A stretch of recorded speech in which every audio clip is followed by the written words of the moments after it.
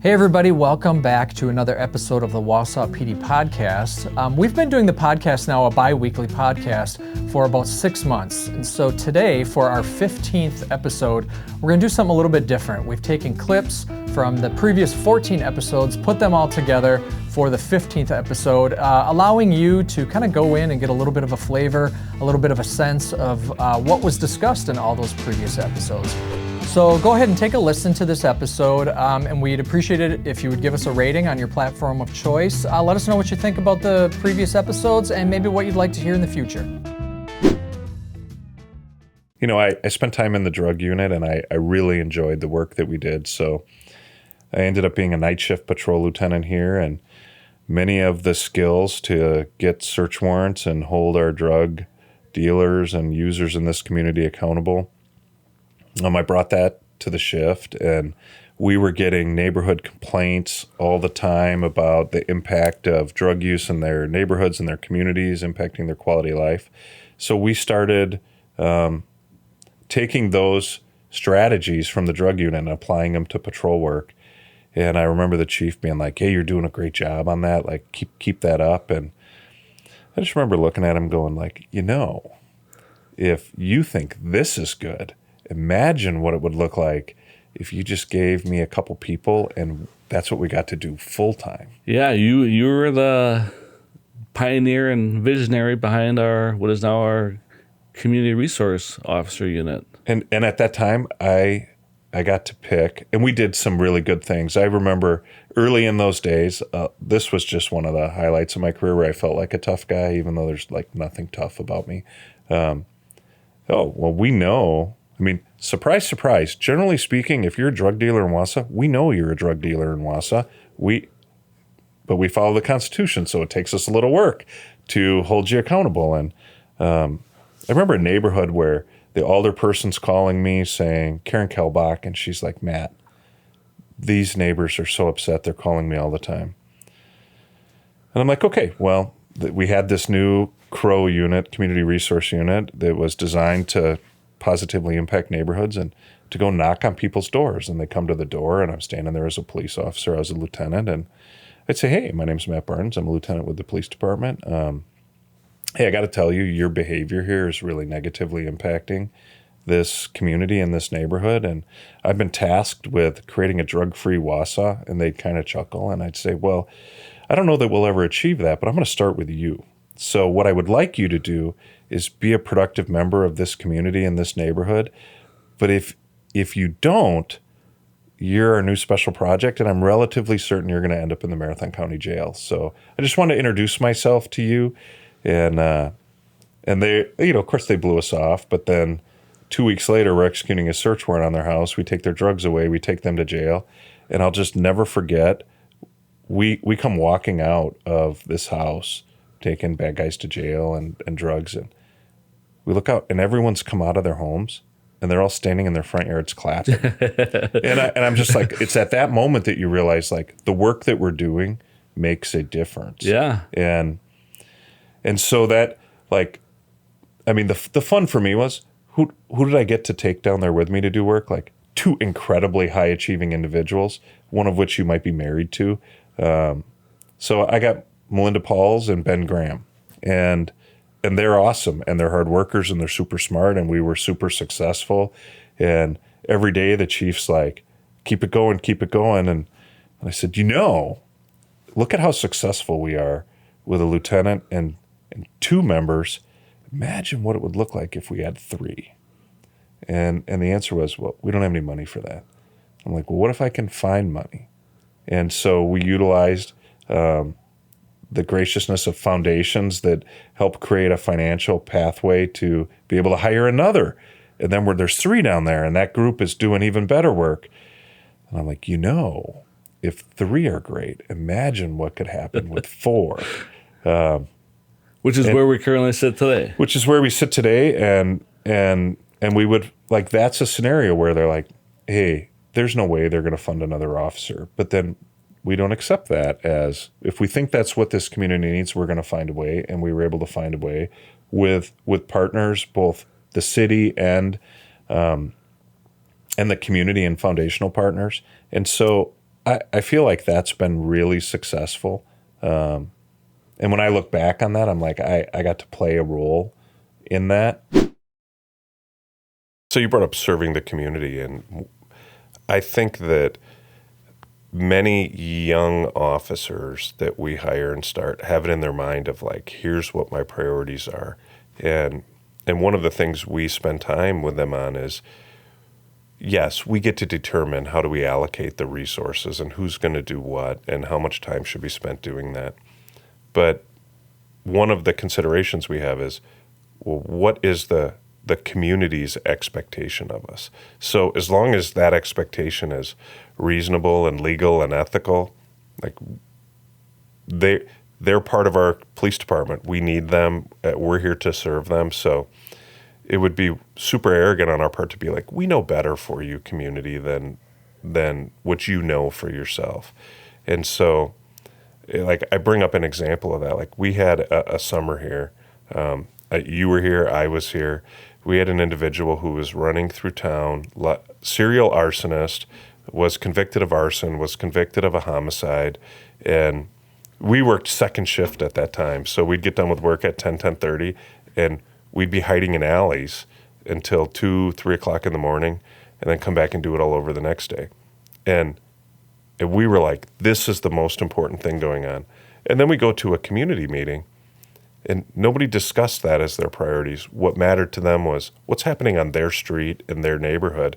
And the individual that drives double the speed limit down the road was their priority, and it was their priority because it's impacting their quality of life.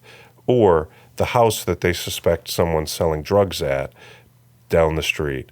They're like, that's impacting my quality of life, so that is their priority. And it causes us often to shift. And then things come up that the average community member isn't aware of, and we have to allocate a lot of resources to it, and then we're not meeting the expectations of the community. And that's just a constant balance that not only do you as the operations deputy chief here have to think about, but so does the officer that has the autonomy when they're out in their patrol car. Like, what are they going to do with their time? And they need to figure out how to meet the community's needs as well as these other things that come up that we'll talk about. Yeah, I think you do a great job of shedding light on exactly why this unit was conceived about 8 years ago. In that prior to this unit, you'd have an officer dispatched to a call. They would investigate that particular crime. They would provide information on victim rights, but then they would clear that call, go on to the next call. It could be a sexual assault, domestic violence, property crime, homicide, whatever that call is. And then what for that victim?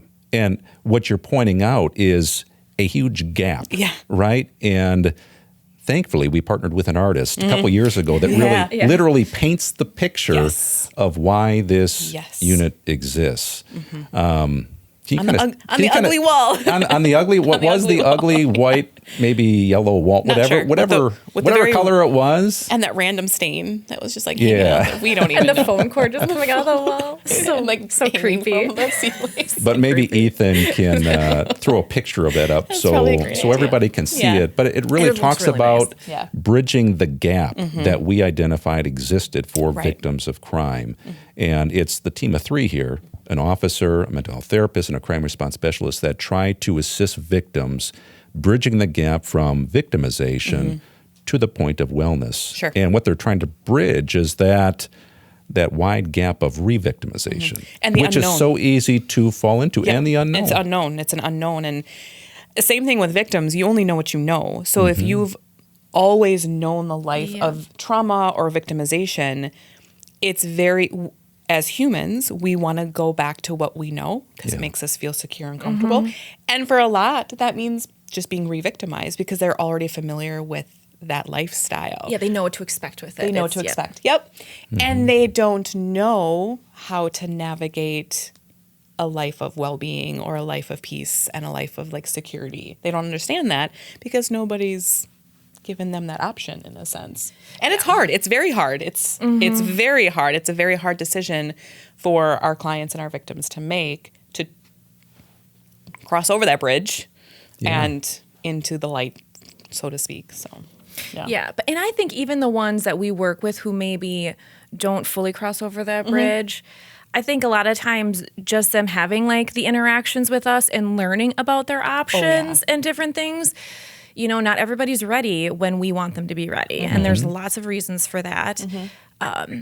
But I think just having those positive interactions, and they know if something else happens again, like they know where they can go to get some of those things. And it just, in my opinion, it just helps get them like slowly closer and closer to getting over the bridge. So it might not, you know, I don't want to give the false impression that everybody like that we work with, you know, goes on and is in these fantastic situations, because that's not true. But I think it helps people get where they want to go, like get them more ready to be at that point, like when it works for them. Because you're right, like before, if you don't know like what's out there and you don't know all these things, like it is just a lot easier to stay where you're at, because even though this sucks, I know this sucks. So like, I know this sucks. I know how to navigate this sucks. So this is better than like me not knowing anything. Right. And so now at least like they know, okay, like I can't do it yet for these reasons, but I know like that this is out there. And so when I am more ready, like I can do that. And I think that's a huge thing as well. What drives you to continue here? I think it's two things. On a bit of a selfish level, it's the people I work with. I have fun with the group of guys and gals I work with. Like, it's just, we are a family, and that's something that I loved about the military. And I feel like I get that here. I mean, I think you would agree. Like, overall, like, Wholeheartedly. What a great group of people. On the other level of this is, like, Wausau's my home. And I am now, as a Wausau officer, I am working the streets that my children play in and where I live. And I've come to, I mean, this is home now. I grew up in West Bend, and my wife and I just made a trip back to West Bend not too long ago for a family event. And we're driving through the town, and I said, doesn't it feel weird being here? You know, like, this isn't home anymore. Wausau is home. This is my home. I've truly come to love this city. Like, and not to be cliche, it's just it is a great place to live. I love this town. I have so much fun here. I'm glad that my kids go to school here. My kids love this city. So my drive that keeps me here is like, I feel like I get to be a part of keeping the city awesome. You know, I would argue that our department overall is pretty well liked among the citizens of this city, and we have great technology and great equipment and great training. I mean, I talked to some of my friends that are cops in other agencies like Milwaukee, who is such a big town and has so many police officers they have to take care of. They also have great training and equipment, but sometimes the amount of training I talk about people that I get, they're like, how do you guys do that? You know, For one, I feel like I would get lost in an agency like Milwaukee. It's hard to stand out, and it's hard to feel like you're making an impact, making a dent in your community. Sure. Yeah. Sure. And again, they're a great organization. I know plenty of friends of mine that work for them, but it is big. I mean, I don't know how many times I'll bump into a Wausau or a Milwaukee captain or whatever that'll come up to a cross stream like, hey, do you know so-and-so? Nope, I have no idea who that is. And my friend has been there for 15 years. But it's just because they're so big, you know. We're here, like, we know each other. We're kids get together. We go to baseball games together. You know, all of that is kind of the drive. Like, I'm happy to come to work at this department every day and to work in the city and play in the city. Like, it's cool. Well, and you've worn a lot of different hats with the Wausau Police Department. I mean, I really enjoy having you as a DAT instructor at the department, and I feel like you serve that role really well. But I mean, before working for the bureau, I mean, you were our card officer. You were an FTO, and I think that goes to show, like, just how far your training and upbringing can bring you. And I know, like, I would imagine you've got some things planned for the future, right? Yeah. Well, so to that point, like, that was one of my big draws to this department was opportunities. Not that there isn't opportunities in the state patrol, but there are less. You have promotions and you have a couple special teams you could go do. But when I come to the city, like I came here as a patrol officer, and within a couple of years, I was a field training officer. I became a DAT instructor, defense and arrest tactics instructor. I've been on multiple committees for the department. You said a phrase in there, objectively reasonable. Maybe just so all the viewers or listeners understand, like what does that phrase mean in the context of law enforcement use of force, particularly in review of that force? What does objectively reasonable mean? So it's the situation or the facts known to an officer with similar training or experience for that given situation. So it's not hindsight 2020. Hey, now we have everything. We'll look at that afterwards, but we have to kind of put ourselves in that officer's position of, okay, here's what they knew at that time. Is that reasonable given that information? Because there's always more information available afterwards that we didn't know at that particular moment, right? So that's where it's coming from, is in that split-second decision where the officer has to look at what they're going to do or how they react. That's what we're basing it off of. Gotcha. That's that objectively reasonable standard. And that objectively reasonable phrasing comes from a court case called Graham v. Connor. I had no involvement in making that, despite my last name being Graham.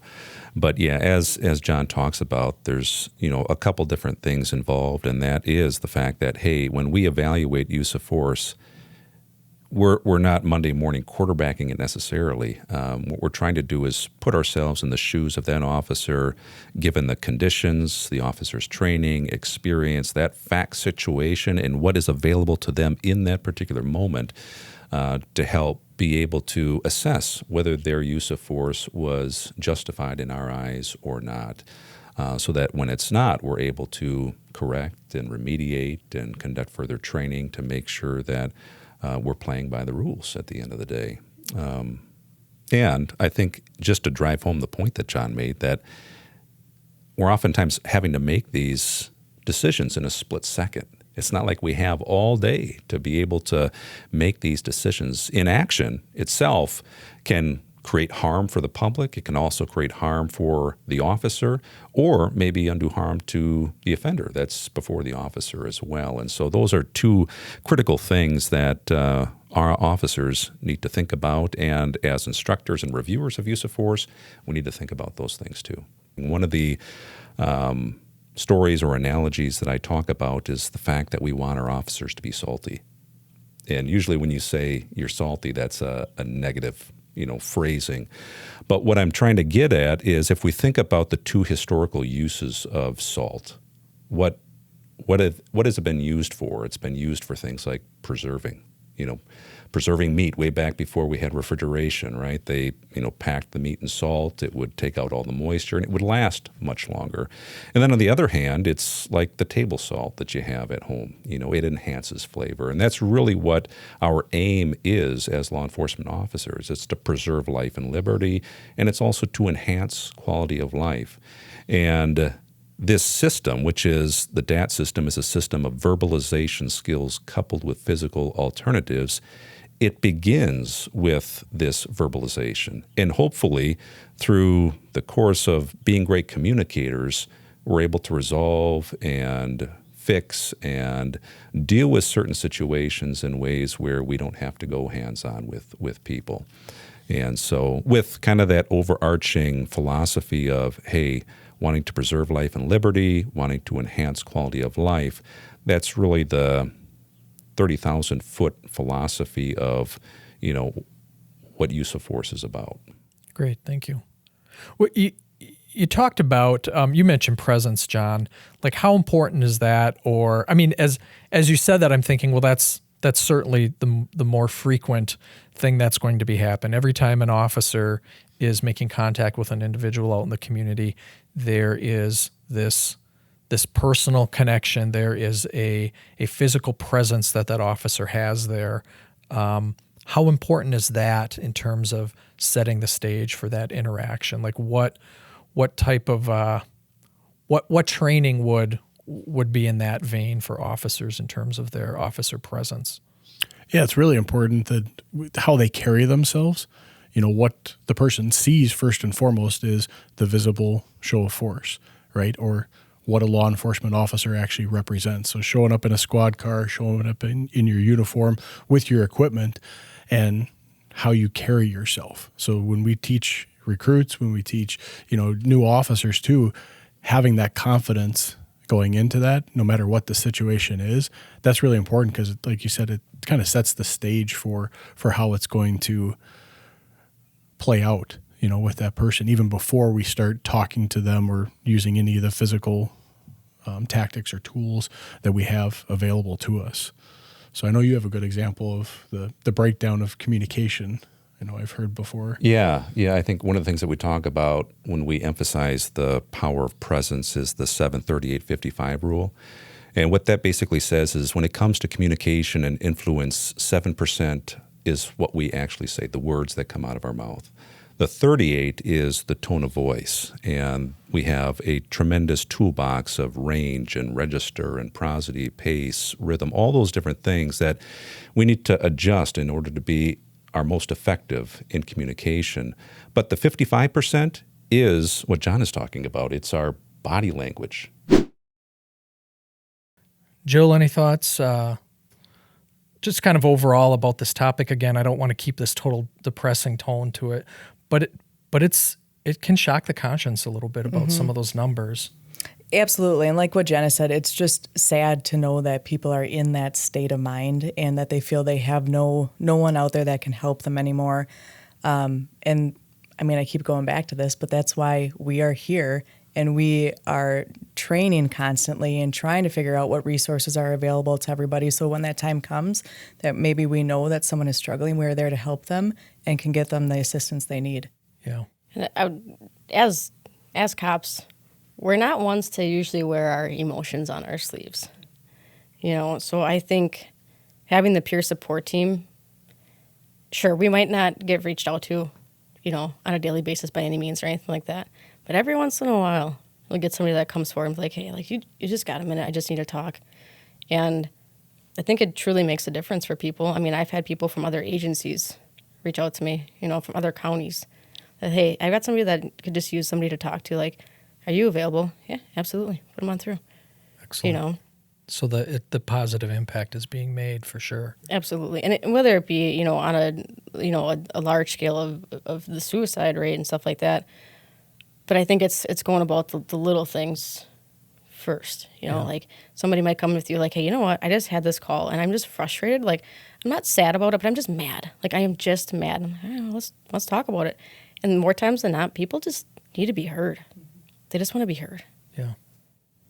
And like you said, with not wearing your emotions on your sleeve, and a lot of times too, it's just about knowing who you work with and talking to them every day. And that way, when something is going on in their life and maybe they don't respond the way they typically do, or you can sense something's off, you are there to talk to them, to listen to them. What happens if? And so that was the meeting we were in where you might ask police to help facilitate if a tornado comes through or there's a natural disaster or some other kind of emergency that prevents people from voting at one of the pre-established polling places. They're not going to stop a presidential election because we have a fire or something that occurs in Wausau. So what's going to happen? Like, is that something that's been pre-planned, that there's a plan in place to deal with?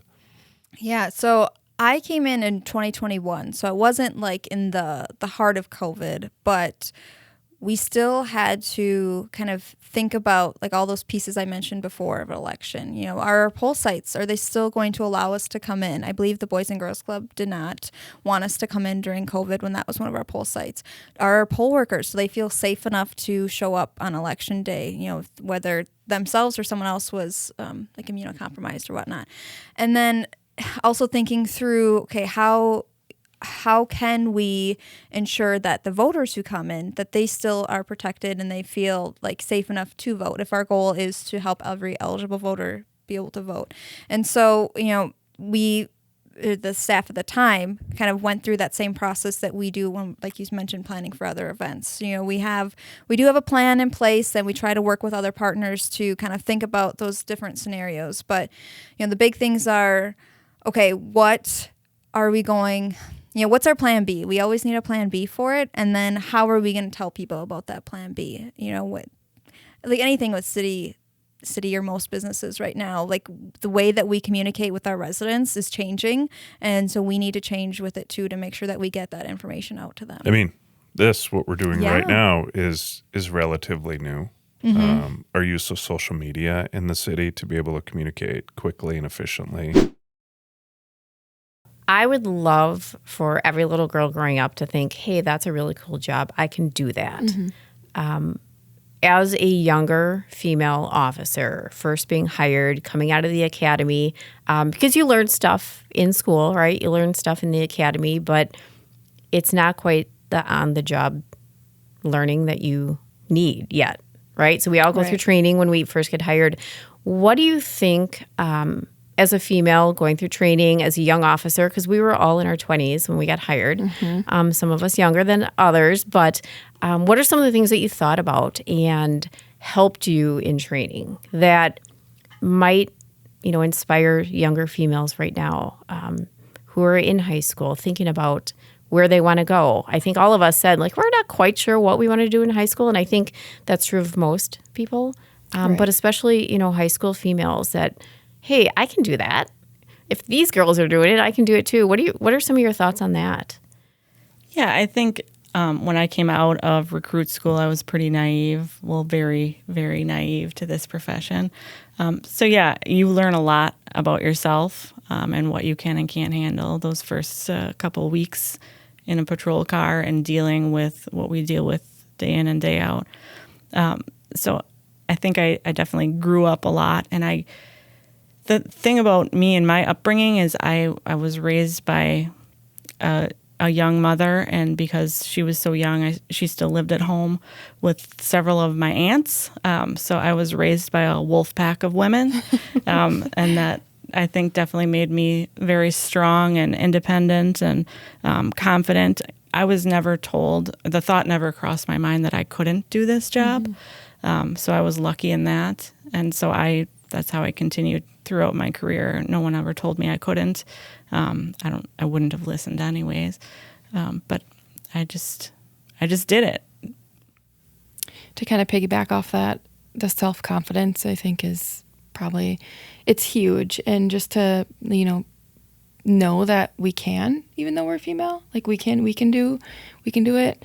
And I grew up with, my dad he raised my sister and I as really strong women, and well, he also didn't have any sons to do, so we were raised as the girl and the boy, but he raised us really strong women, and I think that also went through with throughout growing up and knowing that you can do it, and as long as you just are strong and put your mind to it, any woman can do this job too.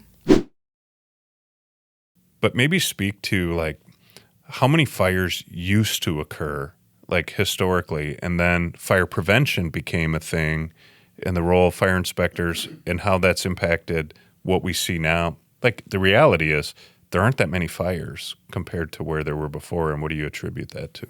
Yeah, and that's nationwide, and a lot of people that maybe are our age, and even the ones that are younger, if maybe it's a little education opportunity here, but in the 70s, fires, were taking a great toll on a lot of businesses and a lot of communities, and taking lives for that matter. So it was an initiative across America as let's start preventing fires. So fire prevention became a thing. It was never a thing before the early 70s. It was just bucket brigades, fire departments, and hope you didn't have one, right? Prevention was unknown, so we started finding ways to prevent fires, and a lot of that came in terms of codes, designing building codes, designing fire codes, making people follow the codes so there'd be less fires, getting fire departments out there to educate and communicate with their communities in order to prevent fires. And it just became one of those things that it just kept growing and growing over the years. And now fire prevention is almost second nature to people. They're used to seeing us in the schools, talking to children in the grade schools every October. Everybody out there knows that October is Fire Prevention Month. And just going out and making sure that we do those things every day is such a great opportunity, but a lot of people don't understand where it derived from, and that's the reason we have less and less fires. The hard part about that is knowing how many you actually prevented, because it's not a measurable thing, which can be frustrating. But we do know that fires have gone down over the years, every year since the 70s. In the middle of a crime scene, what do you expect, or what could you expect to do for the officers, first of all? We'll assist the officers if they've got to talk to somebody and say, hey, your loved one has passed away. Mm-hmm. We'll check in on officers who are, they've just seen something really awful. I'll just say, hey, how you doing? Or, can I help? Or do you need to come out and take a breath of fresh air? Or, whatever, those kinds of things. Our officers are great, and they handle things very, very well, and I don't want to communicate otherwise. But sometimes it helps to have somebody come alongside and say, how can I help, or whatever might be helpful. Yeah, they're able to. They're trained in observation, so they're able to point out for us, identify for us pretty quickly who might need our assistance on scene, whether it's whether it's an officer or whether it's somebody in the community. That's one of the first things I check in with them is, please tell me the situation first. Right. So I'm not have some idea. stepping all over somebody. And then where do you want me to go? And they generally know where will be most helpful, which is oftentimes helping community members, on the emotional side of things, so that they can do all the technical stuff that they need to do. Right. Yeah, very often we're with the family while the officers are doing their job, and we're trying to help the family just deal with the immediate grief and uncertainty of what's even happening, how long is this going to take, and that frees up the officers to do their work. What was day one of phase one like for you? That first day, you're going out, you're in shift briefing with Cody, you'd probably just met him, now you're getting your bag of gear, and he's like, all right, let's go out to the car. Like, what's going through your head? That first day is definitely nerve-wracking. There's just, especially, you come from academy and you have all this information and training and stuff that you learned, but now it's time to apply it, in the real world. Now it's time to actually take that step and start doing it, actually out there with the community. And that first day, there's so much terminology and so many things. I can remember just having the radio on on that first day, just like such an overwhelming, concept, oh man, I have to listen to all these things that are being called out and whatnot. And it's it starts to feel like it's a lot, but when you watch, especially, I had you phase one, watching Cody work and take the calls and answer the radio and just taking everything that just came in stride and just stepping through all of that, it shows this seems like a lot, and it is on that first day. You've never really experienced it before in the real world on that kind of application. But watching Cody walk through that stuff and just explain it as we're taking different calls and saying this is why this was handled this way, or why I answered this way, it breaks it down to the point where it's okay, I can manage this. He's showing that this is this isn't just jumping to this is why I made this decision, this is why we came here. And it breaks it down to the point where you feel confidence. Okay, he's explaining it, and then when the next scenario comes up, it's going to be a little bit different. But again, you start to see how, but I remember how I handled this circumstance, and now I'm seeing the correlation between this, and it just starts all rolling together kind of, and clicking in that way. So that experience throughout that phase 1, 2, and 3 periods are now, I'm assuming, really benefiting you. Day 1, phase 4, you're a week or so away from, week and a half from getting out on your own. And those experiences, as you cited, have built upon each other. And now you have this pool of experience and information to draw from. And it's not that we just totally cut you loose. Cody's going to be there. All these other officers are going to be there. It's not like this sink or swim mentality. Everybody's going to continue to be a resource for you. Yeah.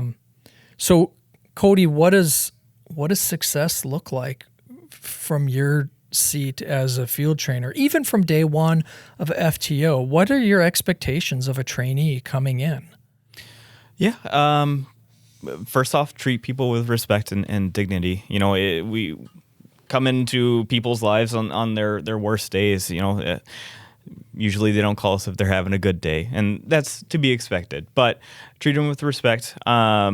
That's something again that's hard to teach, and that's why I think this department does a great job of hiring for that character, hiring those people that are going to treat people with dignity and respect. So as far as how you handle a certain call, I might teach one way, a different FTO might teach another way. And then it's on the trainee to find that in between of how they're going to handle it. As long as we are following policy and meeting what the state requires of us, that call is accomplished.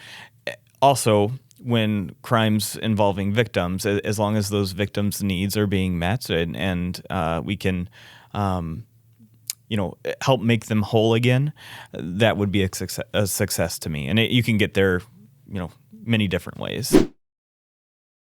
When you transition from Badge being retired to getting a new therapy dog, how was that process?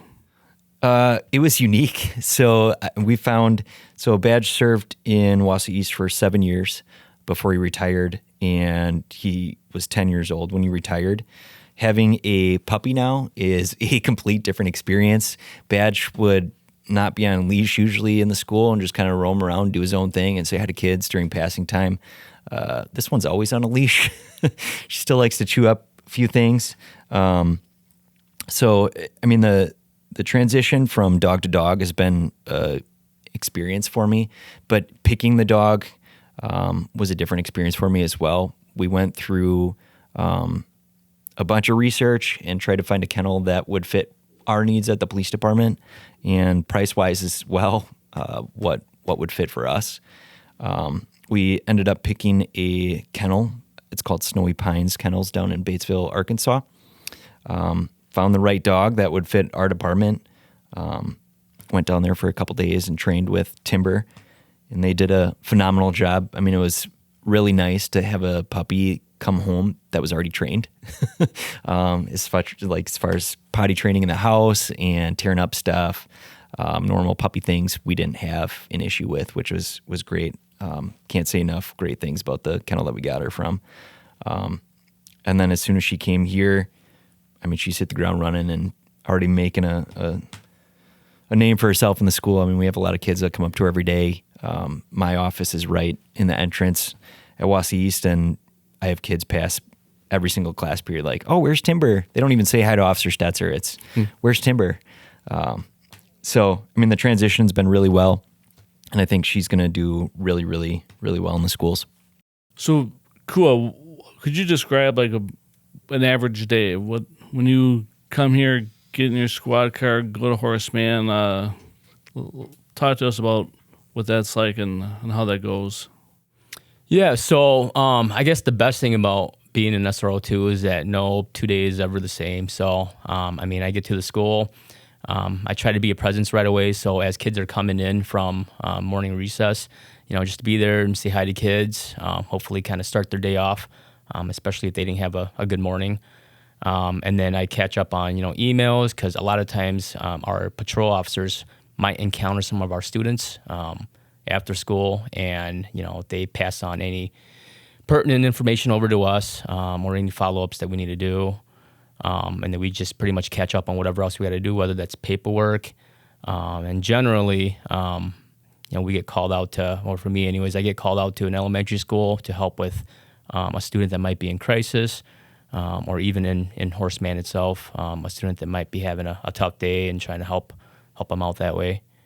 Every now and then too, I know Lieutenant Pauls, you assign cases to us to follow up on when it's dealing with the juveniles. So many of those are our students as well, and so we follow up on those cases as well. But yeah, nothing's ever the same. No 2 days are ever the same, and it's probably one of the better thing about this position is having that, change every day. I mean, a lot of people think that we're in the school just for safety. A lot of it's, I mean, we're building relationships with kids. During passing time, we're out walking around saying hi to people, not only being the presence there for people to feel safe, but we're building that relationship, and we have that opportunity to go to classes as well and teach. For example, I mean, teaching health classes on drugs or teaching history classes. I mean, all of us have taught classes. Officer Tao and Officer Kuchenreiter teach hope classes. So I think there's opportunity for us to build relationships as well in a classroom setting, which to me is nice because you can build that relationship with students and they can see us in a different light compared to just that officer that maybe arrested mom or dad, or maybe they got in trouble and arrested them, or gave them a citation in the past, which I think is really beneficial. And a lot of other departments aren't as fortunate to have a good working relationship with their school districts like that.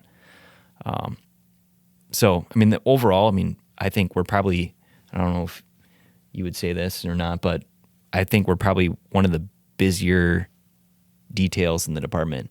I mean, there's not one day that goes by where we're doing the same thing every single day. Like Officer Tao said, one day might be following up on stuff, doing emails. The other day might be as soon as you walk in, you got a kid waiting to talk to you, and then on to the next kid. Walking around, I mean, every day we don't know what's in store for us because it's different. You are a person, I think, who is very comfortable driving others to bring out the best in them and not content with striving for mediocrity. If I were to make a play on what our vision is, you know, we want to strive for excellence. And and I think the thing that helped me understand most about who is Claire Ostrowski is when you were telling me about a skill that you did not feel comfortable with and the steps that you took to become more comfortable with that. And maybe you can just share a little bit about that, what that was and kind of where you are today with that. I'm assuming you're talking about firearms. Yes, I was trying to think of something smart alecky to say, but yes, it was the firearms. I'll be very blunt. When I was in the academy, I had held a handgun once before. I had shot a shotgun twice. And when I first started, I sucked. I was horrible. I had to spend countless hours with a firearms instructor with Fitchburg. He would, out on his own time, would go to the range with me because Madison had an indoor range. We would go to this range several times a week after the academy, and I would practice. And it took a lot of work. And that sergeant, he was amazing in his patience with me because I was not good at all. And when I first held the gun, it actually kind of scared me. And I'm like, I don't know if I want to do this because that's a lot of power in something that I am holding. And then after practicing and after getting more comfortable with it, I started to get better, but I still didn't feel like I was comfortable. And so I kept working on it. And I would then go with my parents to a range where my mom was also learning how to shoot a gun. And so it was kind of fun. It was like a bonding experience that we had. And I practiced and I practiced and I practiced. And to the point where I then felt comfortable. And this was over the course of 4 years before I was like, I feel like I'm good. Yeah. But that wasn't enough. No. And I knew what I had gone through with the struggle as somebody that's a female and as somebody that's smaller. I realized with everything that I had done to help myself and all of the struggles that I would go through and everything that I learned that I wanted to be able to help other people, specifically other females potentially, to succeed the way that I had found success with firearms. So then I became an instructor for firearms with Fitchburg. You've maintained that certification because you're a firearms instructor for our agency now. Yes. So going from something that you felt was maybe a little bit of a deficiency, hey, I'm not comfortable with this, to, hey, I'm feeling comfortable now and I feel proficient, to, hey, now I'm actually going to teach other people how to develop and implement this skill. again, I just think that for me, when I had first heard that, told me a lot of about who you are and the type of person that you are. My goal was to not have to send my case or send my work to the detective bureau. That's kind of something I took pride in when I worked the road for, and there's times where sometimes coworkers would get frustrated with me. One of my coworkers used to call me the king of follow-up because I had a case once where, someone dropped a credit card outside of a store on the west side, and someone found it and decided to use it all over Marathon County before the victim caught on and put a hold on the card. Sure.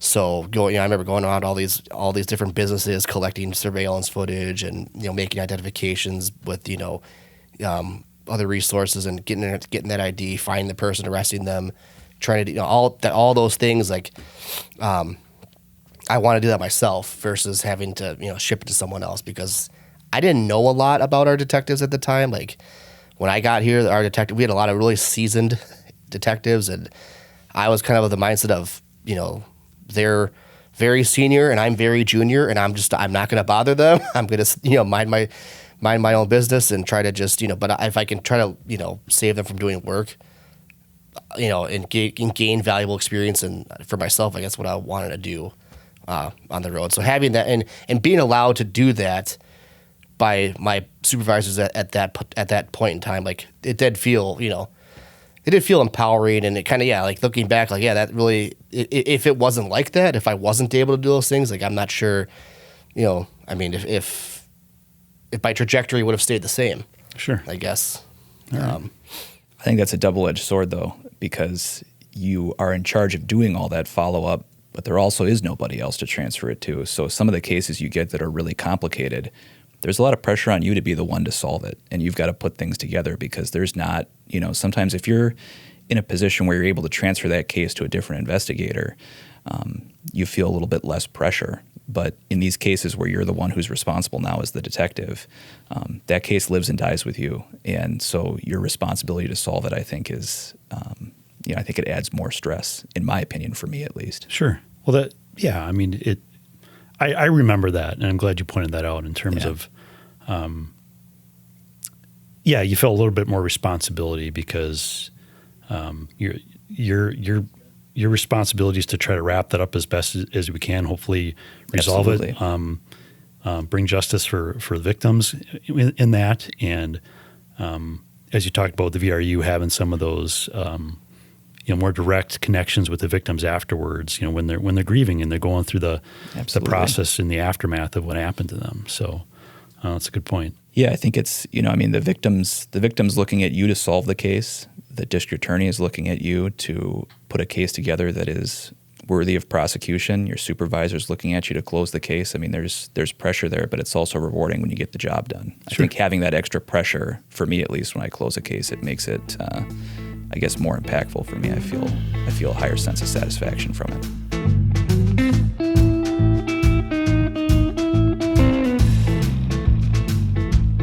I'm assuming tonight's going to be a fish fry night for the Barnes clan. Where's the fish fry going to happen tonight? So I guess most importantly, like on a daily basis, what's your facial regime look like in your cuticle care? So are you a baked or a fried fish guy? Oh, you got to fry it. Gotta fry it. If you're going to go, then go, right? And your beer of choice on fish fry night is? Blue Moon. We answered it here, folks.